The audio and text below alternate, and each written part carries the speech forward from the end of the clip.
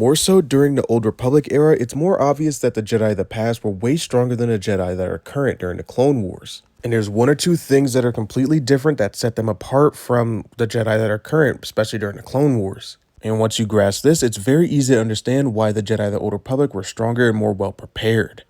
Now, first off, sorry for the not uploading for a long time. I was moving and I'm still not fully set up, but let's get this video on a road. First, you have to realize the stakes that they were living in during this time. During this time, the Jedi were less peacekeepers and more so warmongers. During this time, being a warmonger is what was bringing peace to the galaxy at the time. You have to remember at this point, there was just as many Sith in the galaxy as there were Jedi. There was also times where you would just randomly run into Sith and you would have to battle it out. This was all before the rule of two was established, so the Sith hadn't necessarily gone into hiding to conduct it at darkness. And during this time, the Jedi were also at war. It was constant war in the galaxy, constantly more than the Clone Wars ever could have. Because now, during this time, the Jedi could be easily met by the equal force of something like a Sith, or maybe one or two, or maybe even 10 of them. So it was a very tumultuous time for the Jedi. They had to train for that. If they didn't train for this, the galaxy would be lost. There would be no peace whatsoever. The Jedi during this time would also be more connected to the Force more so than ever. And that's because they had to be. If they didn't, they could easily fall and become consumed by the darkness that was spread across the galaxy. During this time, the Jedi could easily be consumed by rage, easily be consumed by things that are more so attuned to the dark side of the Force.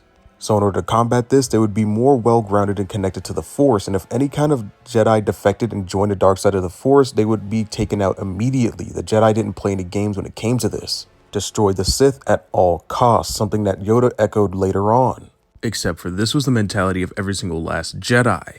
Every Jedi knew that they had to be connected to the Force. Every Jedi knew that the dark side had to be stamped out during this time. And the Jedi would stop at nothing to do this. The Jedi knew exactly what needed to be done.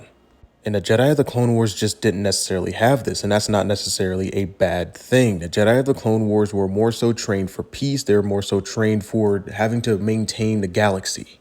And this is why the Jedi struggled at the beginning of the Clone War. These Jedi were not trained for going on many missions. They weren't trained to lead a war. They weren't trained to lead a battle. And that's not necessarily a bad thing. These Jedi prioritized having a connection with the Force more so than anything. And one thing that people get wrong is that not all the Jedi were completely disillusioned. Not all the Jedi believed in the politics. In fact, most of the Jedi during the Clone Wars hated politics.